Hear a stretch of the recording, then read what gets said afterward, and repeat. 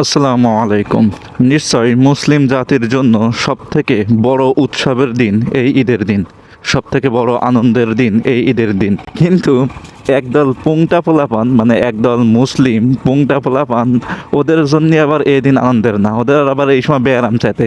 মানে কি আর বলবো ভাই, যে স্ক্রিনে আগে কয়েকটা পোস্ট দেখলেন না, এইরকম পোস্ট, এই যে চাঁদ রাত্রে আসতেছে আজকে, এই চাঁদ রাত্রে দেখবেন যে ওদের এই পোস্টে ভরে যাবে পুরো ফেসবুক। ঠিক আছে, এদের জন্য এই ফেসবুকে ঢুকাই যাবে না। এইসব পোলাপানদের যে কি বলবো, এদের সারা বছর কোনো ব্যায়াম চেতে না। ঠিক আছে, সারা বছর উল্টা পাল্টা কাজকর্ম করে বেড়ায়, ওই সময় কোনো ব্যায়াম চেতে না। এই যে খ্রিস্টানদের সব থেকে বড় উৎসব 14 দিনের ভ্যালেন্টাইন্স উৎসব, ঠিক আছে, ওই সময় ওদের কোনো ব্যায়াম চেতে না। এই যে হিন্দুদের পূজা হয় রাত 12টা 1টা পর্যন্ত এক সপ্তাহ ধরে, ওই সময় ওদের কোনো ব্যায়াম চেতে না, ওরা ওই সময় উৎসব পালন করে। ঠিক আছে, কিন্তু এই ঈদের সময় আসলে এদের ব্যায়াম চেতে। এরা কি মুসলিম নাকি অন্য কিছু আল্লাহ জানে। মাঝে মাঝে এদেরকে নিয়ে আমার সন্দেহ হয়। দেখো কেমন যাচ্ছে, কেমনটা লাগে। এই যে পুংটা পোলাপানের ঈদের সময় নাকি ঘুম আসে। কেন ভাই, তুই সারা রাত কি ডাকাতি করেছিস না চুরি করেছিস, তোর এখন সকালবেলা ঘুম আসতেছে, ঈদের সময় ঘুম আসতেছে? একজন সঠিক প্রকৃত মুসলিমের ঈদের দিন কেমন কাটা উচিত ছিল, যে সকাল ভোরে ফজরের নামাজ পড়বে, সুন্দরভাবে গোসল করতে হবে। ঠিক আছে, সাবান সুডা হুইল পাউডার মাউডার মেডিসিন মেডিসিন যা আছে সব একদম মাইকে মুখে সুন্দরভাবে গোসল করে উত্তম কাপড় পরিধান করতে হবে। উত্তম কাপড় বলতে যে নতুন কাপড়ই পরতে হবে এমন কোনো কিছু না। উত্তম বলতে তোমার যদি নতুন কাপড় না থাকে, নতুন কাপড় থাকলে ওইটা পরবা, যদি না থাকে সুন্দর পরিষ্কার পরিচ্ছন্ন একটি কাপড় পরে হালকা কিছু নাস্তা করে ঈদের নামাজ পড়তে চলে যাও।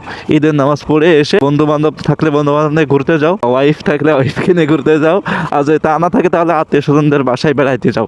ঠিক আছে, এইসব করো। তা না তোমার ঈদের নামাজ পড়ে এসে মরণ ছাড়বে ঘুমানোর, তোমার মরণ ছাড়বে বিভিন্ন স্যাড মার্কা পোস্ট করার। ঠিক আছে, এই যে এই জেনারেশন এই ঈদের সময় ব্যায়াম সাথে কি জন্য জানেন? এই ফোনের জন্য। এই ফোন যখন ছিল না আমাদের সময় কি আনন্দ করেছি ঈদের সময়, আনন্দের কোনো শেষ ছিল না।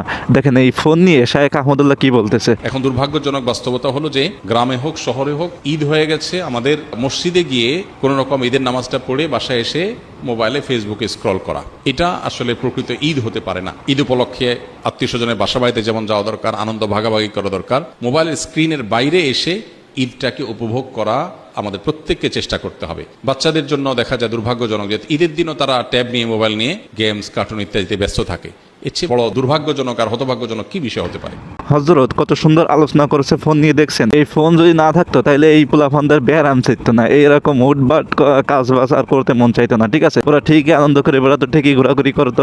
কোন গার্লফ্রেন্ড তালাক দিছে এই জন্য ও পোস্ট করেছে যে ঈদের দিন সবার চাঁদ উঠেছে আকাশে, কিন্তু আমার চাঁদ আমার কাছে নাই। ঠিক আছে, তোর চাঁদ কনে গেছে, শালা পালাইছে, বান্ধে রাখতে পারিস নি তো চাঁদ রে। যাই হোক, এই সব অশ্লীল অসামাজিক কার্যক্রম বাদ দেন। ঈদের দিন আনন্দের দিন, মুসলিমদের উৎসবের দিন। ঈদ সুন্দরভাবে উদযাপন করেন, আনন্দের সঙ্গে উদযাপন করেন।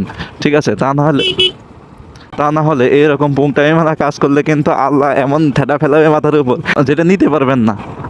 ঠিক আছে, সহ্য করতে পারবেন না এমন পুংটামি মারা কাজ করলে। এই জন্য পুংটামি মারা বাদ দিয়ে সুন্দরভাবে ঈদ উদযাপন করেন, ঈদে আনন্দ করেন, ঈদ সুন্দরভাবে উপভোগ করেন। ঠিক আছে, তো আজকের মতো বেশি কথা বলতে চাচ্ছি না, দুই একটা কথা বললাম। যদি পছন্দ হয় মাইনেন, না পছন্দ হলে না মাইনেন, আমার কিছু আসে যায় না। আজকের মতো আল্লাহ হাফেজ।